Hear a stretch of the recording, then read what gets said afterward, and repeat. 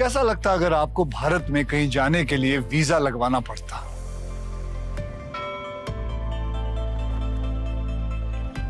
कश्मीर, हैदराबाद या जयपुर जाने के लिए पासपोर्ट की जरूरत पड़ती। अगर हमारा भारत एक देश नहीं होता, 28-30 अलग अलग देश होते, तो कैसा लगता?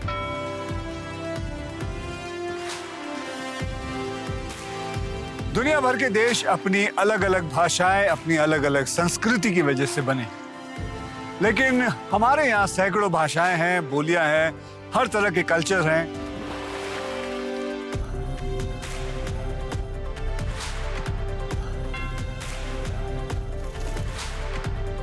यहाँ हम एक दूसरे के लिए सपने देखते हैं, साथ में गीत गाते हैं, त्योहार मनाते हैं। इसलिए हमारा देश दुनिया भर में सबसे अलग है और इसका कोर है एक्सेप्टेंस, यूनिटी इन डाइवर्सिटी, यानी कि अनेकता में एकता।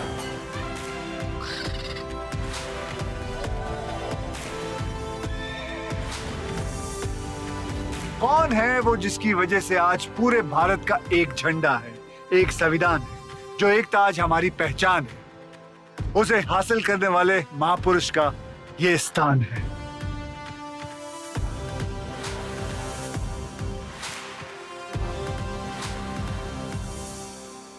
उन्नीस 1947 में जब हम आजाद हुए, तब 565 ऐसे रियासतें थी जो टूट के अलग हो सकती थी, और तब पेशे से वकील और राजनीतिक कौशल के माहिर सरदार पटेल ने बिना समय गवाए एक एक कर सभी रियासतों के राजाओं से मुलाकात की, उन्हें समझाया और उन्हें साथ जोड़ते हुए भारत के नक्शे को आज का आकार दिया। सरदार वल्लभ भाई पटेल वो हैं जिन्होंने आजाद भारत का पहला अध्याय लिखा, वो अध्याय जिसमें यह देश अनेकता के बाद भी एक हुआ। आजादी के 75 साल बाद देश के इस योद्धा को उनका स्थान देने के बारे में सोचा गया जिसके वो सही हकदार थे, और स्वयं प्रधानमंत्री श्री नरेंद्र मोदी जी ने इसकी कमान संभाली। देश इतना बड़ा, इतनी बड़ी आबादी, इतने हजारों वर्ष साल उसकी विरासत और उसकी एकता की बात क्या 2-4 शब्दों में कह देंगे? 2-4 मूर्तियां खड़ी करके कर देंगे? जी नहीं। सरदार साहब का सम्मान विश्व में सबसे बड़ा होना चाहिए, ये मेरे मन में जरूर था, लेकिन साथ साथ ये भी था कि ये सिर्फ एक मूर्ति नहीं होगी, यहां एक जीवंत संदेश होगा, अविरत विचारों का प्रभाव बहता रहेगा, और ये अपने आप में देश की एकता का तीर्थ क्षेत्र बन जाएगा। एकता नगर को एक स्थल के रूप में चुना गया ताकि स्थानीय पृष्ठभूमि का विकास हो सके और साथ ही स्थानीय आदिवासी जनसंख्या का विकास हो सके, और ये सुनिश्चित किया जा सके कि ये एक ऐसा स्थल बने कि भविष्य के प्रतिरूप के लिए एक प्रतिष्ठित आदर्श प्रतिमा बन जाए। किसी क्षेत्र के सामाजिक आर्थिक विकास में सुधार तब होता है जब आपके पास इस प्रकार की ऐतिहासिक संरचनाएं हो या लैंडमार्क डेवलपमेंट हो। जब आप एक पर्यटक स्थल बनाते हैं तो वहाँ कई और चीजें होती हैं जिन्हें लोग देख रहे होते हैं, वो केवल मूर्ति देखने के लिए नहीं आते। तो एक स्टैच्यू ऑफ यूनिटी बनी, उस स्टैच्यू ऑफ यूनिटी के चारों तरफ एक इंटीग्रेटेड टूरिस्ट सर्किट बनाने की उन्होंने परिकल्पना की, और वो टूरिस्ट सर्किट जो है उसकी वजह से वहां हजारों काम धंधे रोजगार उसके अंदर अभिवृद्धि हुई। एक तरह से यदि आप सोचें तो ये हमारी इस पीढ़ी के सबसे महान नेता के द्वारा स्वतंत्रता संग्राम के सबसे महान नेता को समर्पण था। ये सरदार स्मारक विश्व भर के यात्रियों के लिए आकर्षण का केंद्र बनेगा। आज हिंदुस्तान में ताजमहल देखने के लिए यात्री आते हैं, अमेरिका में स्टैच्यू ऑफ लिबर्टी देखने के लिए दुनिया भर से यात्री आते हैं, फ्रांस का टावर देखने के लिए दुनिया भर के यात्री आते हैं। भाइयों बहनों, हम चाहते हैं पूरे विश्व का एक प्रवासन धाम बने और यहां आने वाला देखे कि भारत में ऐसे महापुरुष भी हुआ करते थे। प्रण तो ले लिया गया था, लेकिन इसे पूरा करना आसान नहीं था। हमारे प्रधानमंत्री पहले इसे किसी ऊंचे पर्वत पर उकेरना चाहते थे, लेकिन उसकी स्टेबिलिटी का भरोसा नहीं था, और तब नर्मदा नदी के अंदर स्थित साधुपे द्वीप पर इसे स्थापित करने की योजना बनाई, सरदार सरोवर बांध के ठीक सामने।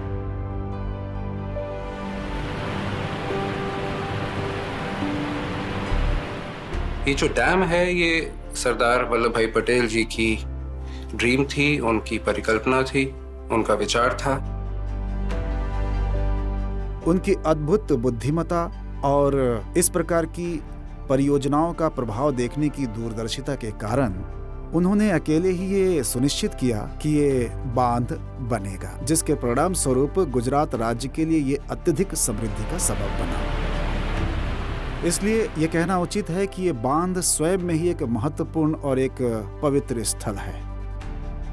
आज गुजरात की आधी जनसंख्या सरदार सरोवर का पानी पी रही है, इसलिए देखा जाए तो सरदार सरोवर गुजरात की जीवन रेखा है। नर्मदा नदी सबसे प्राचीन नदी है। अब सोचिए, इतने लाखों साल पुरानी नदी में उपस्थित चट्टान का ये द्रव्यमान, सोचिए ये कितना मजबूत होगा। इसलिए हमने विभिन्न दिशाओं में 52 वर्टिकल बोरहोल्स ड्रिल किए पहाड़ की मजबूती की जांच के लिए, और वो काफी मजबूत था। दुनिया के ऊंचे स्टैचूज में जहां क्राइस्ट द रिडीमर की ऊंचाई 39.6 मीटर, स्टैच्यू ऑफ लिबर्टी की 93 मीटर, जापान के उशिकु दाइबुत्सु के 120 मीटर और तब तक के सबसे ऊंचे स्टैच्यू चाइना के स्प्रिंग टेम्पल बुद्धा की ऊंचाई 153 मीटर थी। वहीं स्टैच्यू ऑफ यूनिटी को इससे 29 मीटर ज्यादा यानी कि 182 मीटर का बनना था। 182 मीटर की ऊंचाई का ख्याल भी विधानसभा में बहुमत की वजह से आया, क्योंकि राज्य विधानसभा में गुजरात की कुल सीटों की संख्या भी यही है। एक प्रकार से ये गुजरात के पुत्र को नमन करने की चिंतनशील भावना को भी अच्छे से दर्शाता है। ऊंचे स्टैच्यूज में एक कॉमन बात यह मिलेगी कि सभी की डिजाइनिंग में पैरों को कवर किया गया है, जिससे स्टैच्यू का बेस बड़ा और चौड़ा यानी मजबूत हो सके। दुनिया भर में ऊंचे स्टैच्यूज बनाने का ये एक आम तरीका है, लेकिन स्टैच्यू ऑफ यूनिटी को आम नहीं बल्कि खास बनाना था।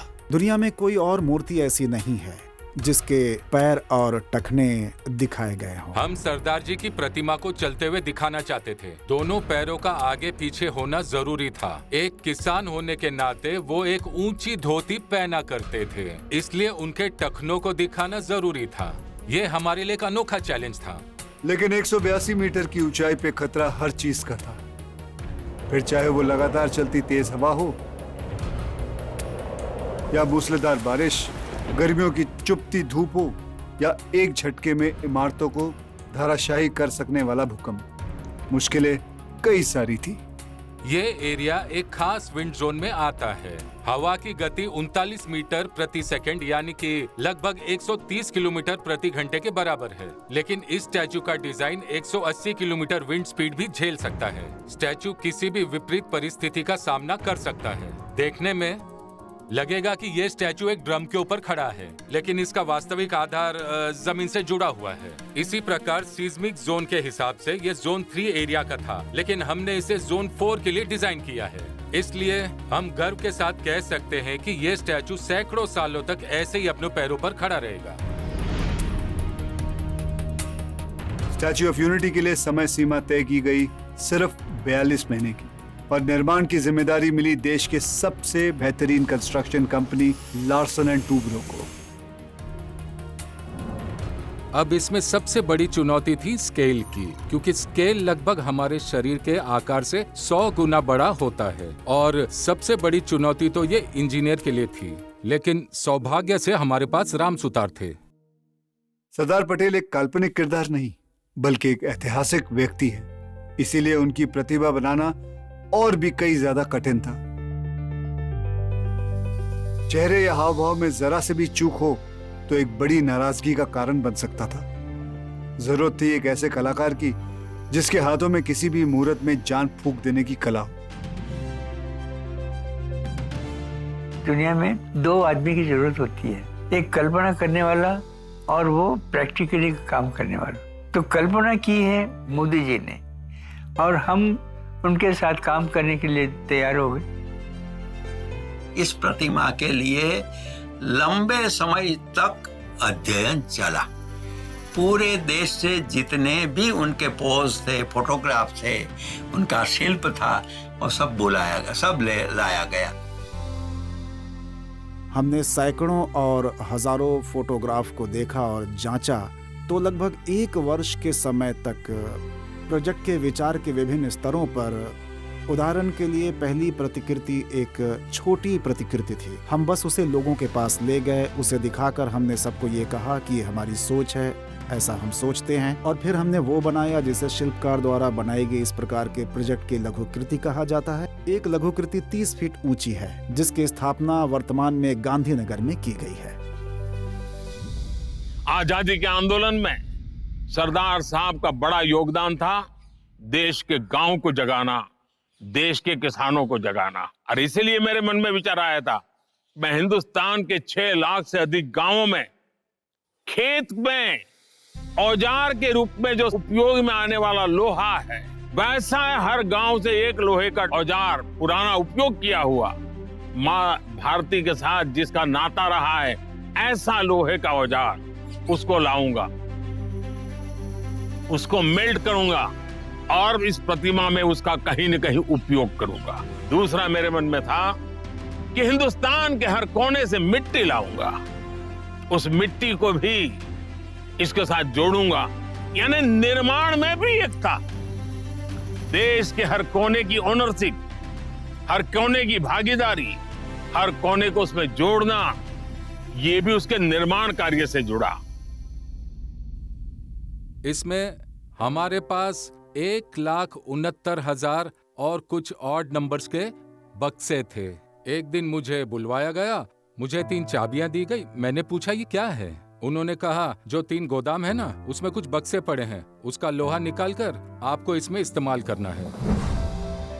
24,500 टन स्टील, 70,000 टन सीमेंट और 1,700 टन ब्रॉन्ज के इस्तेमाल से स्टैचू खड़ा किया गया।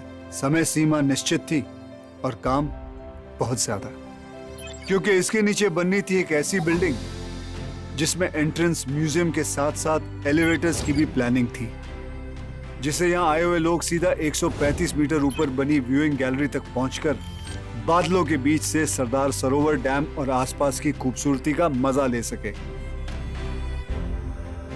इस तरह का स्मारक बनाते समय आपको इसके मेंटेनेंस को जहन में रखना बहुत जरूरी होता है। इसलिए एक बेहद अहम फैसला लिया गया कि हम ऐसे मटेरियल को यूज करेंगे जो नेचुरली ऑक्सीडाइज हो जाए और पैटिना को एक्वायर कर ले, जिससे हमारे लिए लंबे समय तक इसका मेंटेनेंस इकोनॉमिक हो जाएगा और हमें इसकी मेंटेनेंस में ज्यादा समस्या नहीं आएगी। जमीन से आसमान को जोड़ती सरदार पटेल की ये कांस्य प्रतिमा प्रमाण थी कि भारत न सिर्फ दुनिया के सबसे ऊंचे स्टैचू को बनाने का दम रखता है, बल्कि उसका निर्माण भी एक रिकॉर्ड तेजी से कर सकता है। 31 अक्टूबर 2018 को जैसे ही स्टैचू ऑफ यूनिटी का इनॉग्रेशन हुआ, गुजरात का ये छोटा सा इलाका एकता नगर सीधे वर्ल्ड मैप पे आ गया। मुझे आकर्षण पैदा करके अटकना नहीं था, मुझे वहां से प्रेरणा पैदा करनी थी, और इसलिए जैसे बनाने से पहले एकता का मंत्र था, बनते समय एकता का मंत्र था, बनने के बाद भी उस पूरे परिषद को भारत की एकता का तीर्थ स्थान बनाने की मेरे मन में कल्पना रही। और फिर एकता के संदेश के साथ साथ शुरू हुई एकता नगर के अस्तित्व में आने की यात्रा, एक ऐसा सिस्टम बनाने की यात्रा जिसमें यहाँ के ट्राइबल जनसंख्या को जल्द से जल्द रोजगार और बेहतर जिंदगी दोनों मिल सके। ये गुजरात के सबसे अविकसित क्षेत्रों में से एक था और उनके पास उस स्तर की कोई शिक्षा भी नहीं थी और ना ही उस स्तर के जीवन और रोजगार की पहुंच थी, और जीविका कमाने के लिए उस स्तर का रोजगार और कौशल भी नहीं था। इसलिए ये निर्णय लिया गया कि इस प्रोजेक्ट को विकास, वृद्धि और समृद्धि के प्रतीक के रूप में आज और आने वाली नई पीढ़ी के लिए खड़ा किया जाना चाहिए। यहाँ के जो ट्राइबल लड़के लड़कियां, युवक युवतियां और जो यहाँ का मैन पावर का रिसोर्स है, उसको इसके अंदर साथ में लेना चाहिए। स्टैच्यू ऑफ यूनिटी नहीं बना था, तब खेत है थोड़ा, इसमें सब्जी लगा के मैं सब्जी का काम कर रही थी पहले। दूसरी कोई इनकम नहीं थी और घर में 10 लोग खाने वाले हैं तो एक ही लोग कमाने वाले हैं। पहले तो पता भी नहीं था बोनसाई क्या है और धीरे धीरे प्रैक्टिस किया एक पौधे लेकर दूसरा पौधा देखती हूँ तो इसको बॉन्साई बना दूँ। तो टूरिस्ट को भी ऐसे प्रैक्टिस कर के डेमो दिखाया मैंने, ऐसे मैंने सीख लिया बॉन्साई। एकता नर्सरी के अंदर लगभग 300 बहनें सीधे प्रत्यक्ष और अप्रत्यक्ष रूप से रोजगार लेती हैं। जब बाहर से टूरिस्ट आते हैं तब हम थोड़े बोलने लगे, तब हम सब बहनें हिंदी भी सीख गई और कॉन्फिडेंस आ गई, हिम्मत आ गई बोलने की। बहुत बदलाव आ गया है। जो लेडीज लोग घर से बाहर अकेली कभी नहीं जाती, अभी 2 पैसा कमा के घर में लाती है, तो बहुत इसकी तारीफ भी होती है घर में। एकता नर्सरी में बॉन्साई जैसे कई एक्सपीरियंसेस तो मिलेंगे ही, लेकिन साथ ही मिलेगा सखी मंडल द्वारा चलाए जाने वाले एकता कैफे, जिसमें शारदा बहन जैसे ही यहाँ के कई लोकल महिलाएं पारंपरिक ट्राइबल खाने का ऐसा स्वाद परोसती हैं जो सीधा दिल में उतरता है। इस कैफे की शुरुआत हमने 4 साल पहले की थी। हम सब 40 लोग यहाँ मिलकर काम करते हैं। उन सबको मैनेज करने का काम मेरा है। बहुत सारे पर्यटक हमारे कैफे में आते हैं। इससे हमें एकजुट होकर और मेहनत से काम करने की इच्छा होती है, जिसका फल हमें अच्छा मिलता है। इससे पहले मैं अपने घर में केवल 4 लोगों के लिए खाना बनाती थी, लेकिन अब कैफे में हम 150 लोगों का खाना बनाते हैं और उन्हें खुशी खुशी खिलाते हैं। हम पर्यटकों की संख्या देखकर घबराते नहीं हैं, फिर चाहे वो 100 हो, 200 हो या 300 लोग हों। जो वहां पर आसपास में उगता है, जो मिलेट्स उगते हैं, जो वहां पर जिस तरह का चावल उगता है, जिस तरह की सब्जियां वहां पर उगती हैं, उन सब ऑर्गेनिक वस्तुओं को लेकर और वहां पर एकता कैफे के अंदर वो बहनें खाना बनाती हैं। जैसे जैसे हमारे कैफे का विकास हो रहा है, हम और औरतों को अपने साथ काम पर रखने की आशा करते हैं। जो औरतें घर बैठी हुई हैं, उन्हें भी हमारे साथ जुड़ना चाहिए। हमारी तरह वो औरतें भी अपने पैरों पर खड़ी हो पाएं। हमारी तो बस यही कामना है।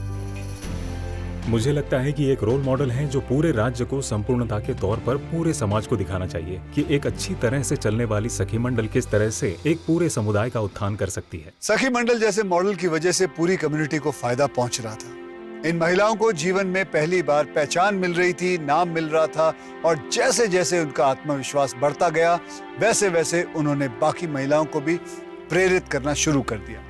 इसका नतीजा ये निकला कि जो काम अब तक मेल डोमिनेटेड था, उन्हें भी महिलाओं ने बाखूबी करना शुरू कर दिया। मेरा नाम तड़वी मनीषा बहन है। मैं अभी ऑटो चलाती हूँ। मैं 12वीं तक पढ़ी हूँ। 12वीं के बाद मैंने स्टडी करना छोड़ दिया था। हमारे गांव में कुछ शिक्षक लोग आए थे, तो उन्होंने बताया कि GMR सेंटर में ट्रेनिंग चल रही है।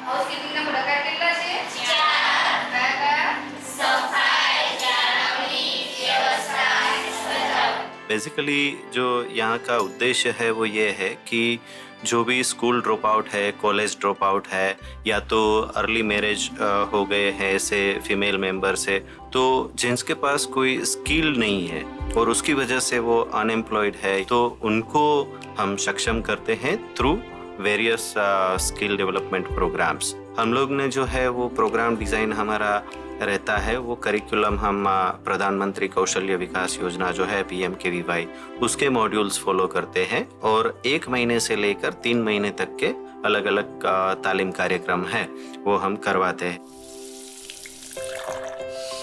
कहीं ना कहीं मुझे बहुत ज़्यादा प्राउड लगता है कि मैं ऐसे स्टोर की RGM हूँ जहाँ पे कि सारी लड़कियाँ काम करती है, क्योंकि ये पूरे एशिया का first all women staff store है। ऐसी जगह पे जॉब करना बहुत मुश्किल था पहले, अभी चीज़ें आ गई है नहीं, तो उसकी वजह से हम लोग जॉब कर रहे हैं, अपने घर में हेल्प कर रहे हैं। यहाँ तक कि कुछ लोग ऐसे भी थे जिन्होंने इस गांव के अलावा कुछ नहीं देखा था। स्टैच्यू ऑफ यूनिटी जब नहीं था तो मैम कभी बाहर गए भी नहीं थे। हमने कुछ वैसा बर्गर वगैरह भी नहीं देखा था, कुछ भी नहीं, कुछ भी अच्छा नहीं था। लेकिन ये स्टैच्यू ऑफ यूनिटी बना है तब से बहुत ये एकता नगर में बदलाव आ गया है। मैं पहले क्रू में थी, फिर अभी मैं प्रमोट हुई हूँ तो अभी क्रू टेनर में हूँ। जो नई लड़कियाँ ज्वाइन होती है उसमें उनको ट्रेनिंग देती हूँ।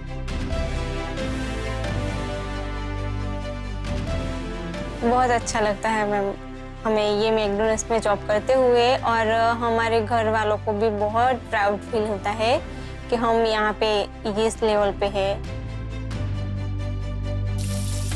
एक टाइम जरूर ऐसा आएगा, जैसे हम लोग अभी एक एक करके प्रमोशंस ले रहे हैं, कि हो सकता है जब मैं यहाँ से जाऊँ तो मेरी जगह कोई लोकल ही होगा यहाँ पे जो कि इस पूरे स्टोर को मैनेज करेगा, और इसी स्टोर की जो फेस रहेगा कोई लोकल ही रहेगा। कहते हैं कि अच्छी संगत का असर हमेशा अच्छा ही पड़ता है। शायद ये दुनिया के सबसे ऊंचे स्टैचू की अच्छी संगत का ही असर है कि यहाँ की महिलाओं के सपने भी आसमान छूने निकल चुके हैं। एकता नगर की महिलाओं ने पीछे मुड़ के देखना बंद कर दिया है।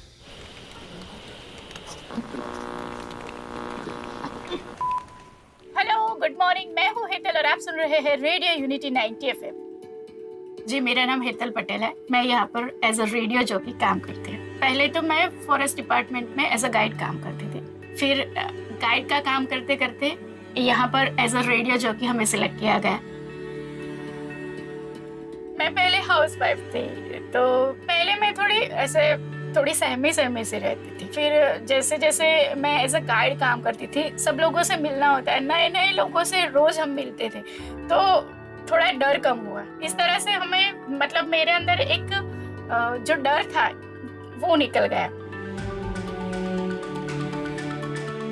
यहाँ पर पहले जब स्टैच्यू ऑफ यूनिटी नहीं था, सिर्फ सरदार सरोवर डैम था और ये नर्मदा नदी थी, तो लोग काम करने के लिए बाहर जाते थे, जैसे बड़ौदा है, अहमदाबाद है या फिर कहीं और जगह पर। अब लोगों को कहीं पर जाने की जरूरत नहीं, वो अपनी फैमिली के साथ अपने घर अपने गांव में यहीं पर रहकर अपना घर चला सकते हैं। कहानी का सूत्रधार अगर हम बोलते हैं, एक जगह का अगर हम सूत्रधार बोलते हैं, तो हमारे गाइड जो हैं वो एकता नगर के सूत्रधार हैं। 2018 में जब स्टैचू का इनॉग्रेशन हुआ, तब से मैं यहाँ पर जॉब कर रहा हूँ, और इस जगह से मेरे बहुत पुराने रिलेशंस हैं, क्योंकि मैं यहीं इसी डिस्ट्रिक्ट से बिलोंग करता हूँ। जो व्यूइंग गैलरी बनाई गई वो कुछ इस तरह से बनाई गई कि सरदार साहब का जो सपना जो उन्होंने दिल से देखा था, आप उनके दिल में खड़े होकर उस सपने को यहाँ से देख सकते हैं।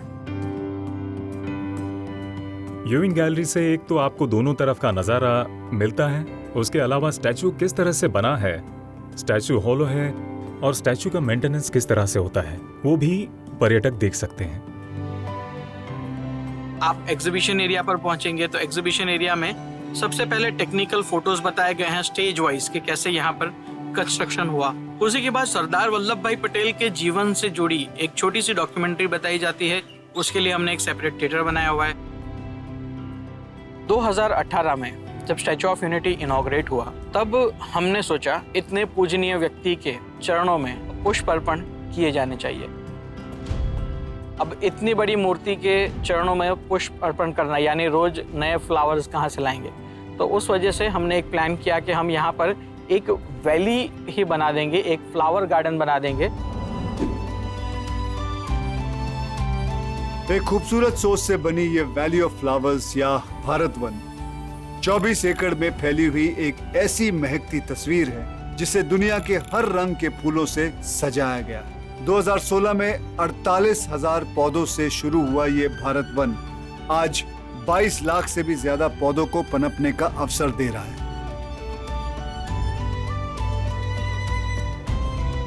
टूरिस्ट सर्किट में जब लोग आएंगे तो प्रधानमंत्री जी का यह भी विचार था कि मात्र वो 3-4 घंटे के अंदर आकर देखकर चले न जाएं, वो रुकें और तरह तरह की चीजें ऐसी बनाई जाएं जिसके अंदर सारे परिवार को कुछ न कुछ आकर्षण का मिले। इसी तरह से वहां पर माननीय प्रधानमंत्री जी की परिकल्पना के अनुसार एक मियावाकी फॉरेस्ट भी बनाया। अगर किसी जगह की मिट्टी उपजाऊ नहीं रही हो तो मियावाकी तकनीक उस क्षेत्र को फिर से हरा भरा करने का बहुत अच्छा तरीका होती है। मियावाकी फॉरेस्ट का नाम जापान के मशहूर बॉटनिस्ट डॉक्टर अकीरा मियावाकी के नाम पर आधारित है। उनके द्वारा विकसित की गई टेक्निक से पेड़ पौधों को 10 गुना तेजी से बढ़ाया और 30 गुना डेंस किया जा सकता है। इस तकनीक का फायदा उन अर्बन एरियाज के लोग उठा सकते हैं जिनके पास स्पेस तो बहुत कम है लेकिन नेचर के करीब रहने का मन बहुत ज्यादा है। इंसान और नेचर की ऐसी ही करीबी को दिखाता है 17 एकड़ में फैला हुआ आरोग्य वन। अच्छे स्वास्थ्य की और लोगों को जागरूक करते इस वन में लगभग 80 मीटर लंबाई का एक 3 डायमेंशनल ह्यूमन फिगर बनाया गया, जिसके अलग अलग बॉडी पार्ट्स में ऐसे वनस्पति लगाए गए हैं जो इंसान के शरीर के उस हिस्से के लिए उपयोगी हों। जहां एक तरफ नेचर का एक रूप यानी कि हरियाली दिखाती वैली ऑफ फ्लावर्स है, वहीं दूसरी तरफ है नेचर का दूसरा अद्भुत रूप यानी पशु पक्षियों को दिखाती केवड़िया जंगल सफारी, जो वास्तव में सरदार पटेल जियोलॉजिकल पार्क है और एक चिड़ियाघर है। ये हमारे सबसे अच्छे आकर्षणों में से एक है। ये चिड़ियाघर स्टैचू के बाद सबसे ज्यादा पर्यटकों को अपनी ओर आकर्षित करता है। जंगल सफारी, उसके लिए 200-250 एकड़ समतल जमीन की जरूरत है। तो प्रधानमंत्री जी ने कहा कि यहां अगर समतल जमीन नहीं है तो पहाड़ियों के ऊपर बना दी जाए। पहाड़ियों के ऊपर जब बनाने गए हम लोग तो हमें लगा कि ये तो अलग अलग लेवल्स की पहाड़ियां हैं।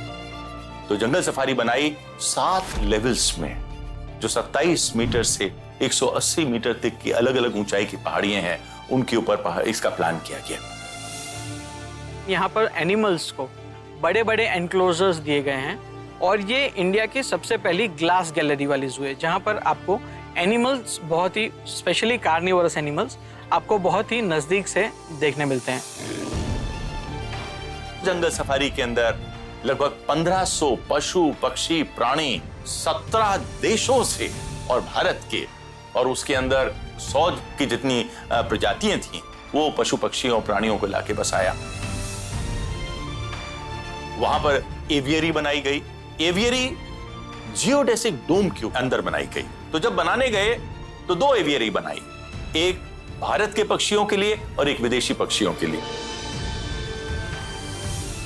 मेरा नाम तरवी दिलीप है और अभी एसपी जू में काम करता हूँ। मैं राइनो का एक केयर टेकर हूँ। मेरा नाम सरिता बेन है और मैं केवड़िया कॉलोनी के एकता नगर वहाँ की रहने वाली हूँ।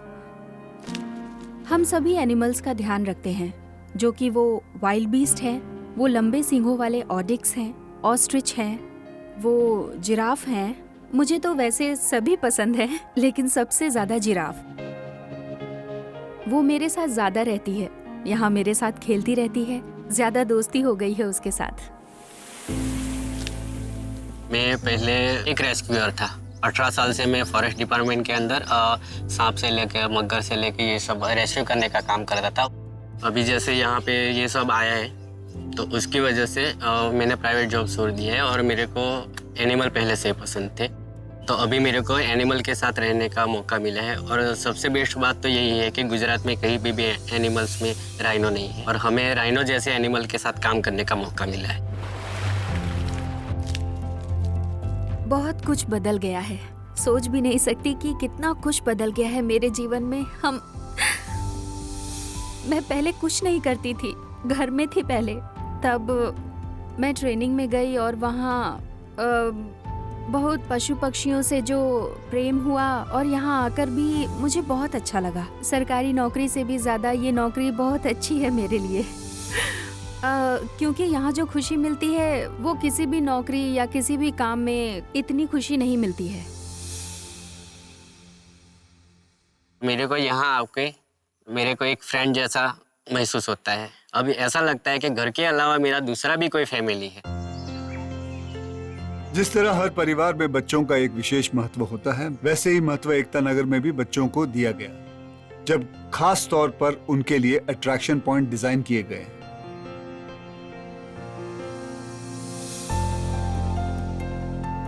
फिर चाहे वो 3 एकड़ से भी ज्यादा एरिया में फैली वेदों में बताए गए श्री यंत्र की तर्ज पर बनी देश की सबसे बड़ी भूल भुलैया मेज गार्डन हो,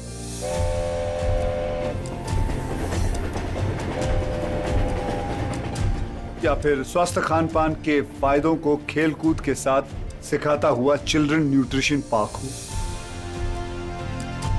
लेकिन सबसे खास है भारतीय मूल के डायनासोर्स की दुनिया। नर्मदा वैली में खुदाई के दौरान पाया गया कि आज से लाखों साल पहले यहाँ पे राजोसोरस नर्मदेनेसिस नाम के डायनासोर्स बसते थे, जिनके रेप्लिकास को नजदीक से दिखाती है इनके बीच से दौड़ती हुई डायनो ट्रेन। यहाँ पर टूरिस्ट आएंगे तो बच्चों के लिए चिल्ड्रन न्यूट्रिशन पार्क बना, बड़ों के लिए, वृद्धों के लिए आरोग्य वन बना। तो इसमें जो एडवेंचरस यूथ है उसके लिए क्या है, तो सोचा कि यहाँ पर एक रिवर राफ्टिंग बनाई जाए। आप कश्मीर में, लद्दाख में रिवर राफ्टिंग करके आइए, उत्तराखंड में रिवर राफ्टिंग करके आइए और केवड़िया एकता नगर में रिवर राफ्टिंग करिए, आपको यहां पर ज्यादा मजा आएगा।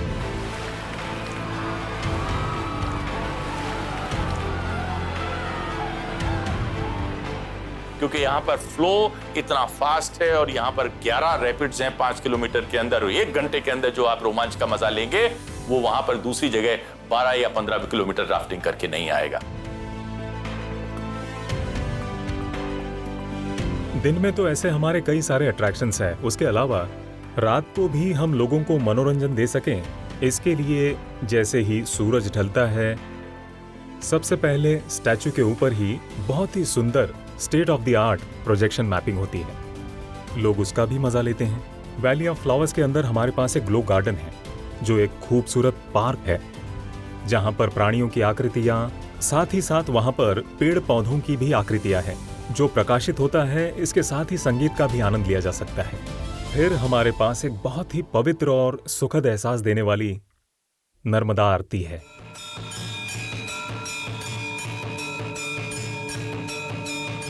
यहाँ जब शाम उतरती है, पर्वत सर झुकाते हैं, आस्था का एक चिराग जलता है, श्रद्धा की एक लौ चमकती है। एकता नगर एक ऐसा अनुभव है जो कई दिनों तक इंसान के साथ रहता है। यहाँ के लोग, यहाँ की संस्कृति, यहाँ की लैंडस्केप और यहाँ की आधुनिकता दिलों में एक ऐसा एहसास बन के ठहर जाता है जिसे भूलना नामुमकिन है। आप ये जानकर आश्चर्यचकित होंगे कि 2018 से हमारे पास 1 करोड़ से ज्यादा पर्यटक स्टैच्यू ऑफ यूनिटी में आ चुके हैं। टूरिस्ट को यहाँ तक आने में कोई परेशानी ना हो, इसलिए बनाया गया है एकता नगर रेलवे स्टेशन। यहाँ की कनेक्टिविटी चेन्नई, मुंबई, दिल्ली, वाराणसी, अहमदाबाद जैसे प्रमुख शहरों से है। ऑन एन एवरेज डे हमारे यहाँ 10,000 जितना फुटफॉल रहता है। वीकेंड्स पर यह नंबर 20,000 तक भी पहुँच जाता है। और जब लंबी छुट्टी वीकेंड आता है, बच्चों की छुट्टियां होती हैं, दिवाली का सीजन आता है, तब आंकड़े 50,000 तक भी पहुंच जाते हैं। एकता नगर में कई डोमेस्टिक और इंटरनेशनल इवेंट्स का आयोजन अब तक हो चुका है। फिर चाहे वो एनवायरनमेंट को ध्यान में रख के 2022 में किया गया मिशन लाइफ हो, या फिर इनक्रेडिबल इंडिया के अंडर 2023 में विंटेज कार्स का इंटरनेशनल मोटरिंग कंपटीशन, या 2023 में ही G20 देशों के 75 से ज्यादा डेलीगेट्स के हिस्सा लेने वाले trade and investment working group meetings. पर्यटन में लोग जो कुछ भी देखना चाहते हैं वो सब स्टैच्यू ऑफ यूनिटी में मौजूद है। वहाँ जो कोई भी अपने मन में कुछ सोच कर जाता है, उन्हें वहाँ अपनी सोच से भी अधिक बहुत कुछ देखने को मिलता है। सरदार वल्लभ भाई पटेल को मूर्ति देख के मुझे समाधान हुआ। महाराष्ट्र में मेरा उनका साथ दर्शन हुआ है। The statue is so amazing. You can see all the engineering technology and the effort that was built in. भारतीय होने के नाते मुझे पूरा गर्व है, बहुत गर्व है। इसका कभी सोचा नहीं था कि इतना हमको देखने को मिलेगा। सबसे पहली चीज तो है साफ सफाई, जिसका यहाँ पूरा ख्याल रखा गया है और सब कुछ यहाँ बहुत अच्छे तरीके से व्यवस्थित है। इस विशेष कला को देखना और जानना कि इसकी ऊंचाई स्टैच्यू ऑफ लिबर्टी से दुगनी है, ये वास्तव में आकर्षक है। ये स्टैच्यू बताता है कि इंडिया कहाँ पहुँचने वाला है। वर्ल्ड का सबसे ऊंचा ये स्टैच्यू है। आप एक बार ऊपर जाके देखिए तो आपको पता चलेगा कि क्या चीज है। मेरे कुछ अंतर्राष्ट्रीय मित्र हैं जो पूछ रहे थे कि ये कहाँ का स्टैच्यू है, हमें भी इसे देखना है। ये दुनिया की सबसे ऊंची मूर्ति है और ये अविश्वसनीय है। मुझे प्रकृति पसंद है। बहुत अच्छी चीज लगी, यहाँ पे सारी लेडीज को एम्प्लॉयमेंट मिला है। सबको एक बार तो विजिट करना ही चाहिए। यहाँ पे नथिंग से इतना सारा कुछ बना रहना, वो अपने आप में एक बहुत बड़ी चीज है। ये वाकई विश्व स्तरीय है। आसमान से बात करते हुए सरदार को हम देखते हैं, तब हमें भी लगता है कि हमारा राष्ट्र ये सर्वोत्तम है। इसने दुनिया को ये दिखा दिया कि भारत बड़ा सोचने और बड़ी उपलब्धियां हासिल करने की क्षमता रखता है।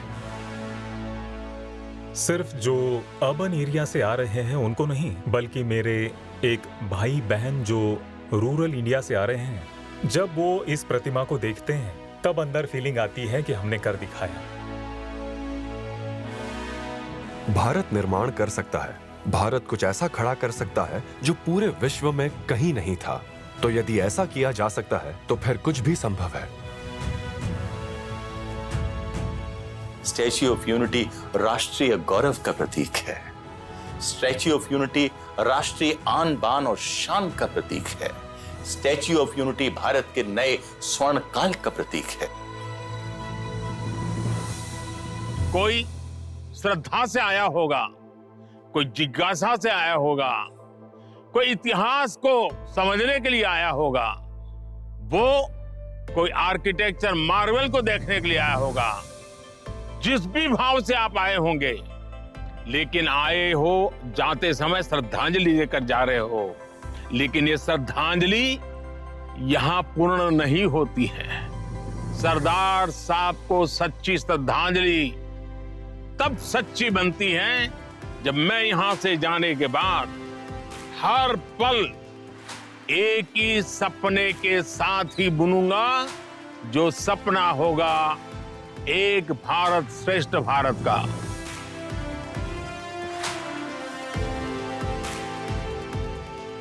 भारत में अलग अलग इलाके, भाषा और संप्रदाय के लोग अलग अलग रंग के उन फूलों की तरह हैं जो साथ मिलकर एक खूबसूरत गुलदस्ता बनाते हैं। और फूलों की महक की तरह ही इंसानों में भी वैल्यूज की महक बसती है। वो वैल्यूज जो हमको अपने बुजुर्गों से विरासत में मिलती है। हम जाएंगे, नए लोग आएंगे, समय बदलेगा, साल बीतेंगे, लेकिन अनेकता में भी एक रहने की ये वैल्यूज हम भारतीयों के अंदर ऐसे ही टिकी रहनी चाहिए। बिल्कुल सरदार पटेल के स्टैच्यू ऑफ यूनिटी की तरह, जो वक्त के मार के बाद भी साल दर साल स्थिर रहेगा और इस बात का प्रतीक बना रहेगा कि भारत की अखंडता सिर्फ कहने या सुनने की बात नहीं, बल्कि एक सच्चाई है। वो सच्चाई जो पीढ़ी दर पीढ़ी हमने संभाल के रखी है। जय हिंद।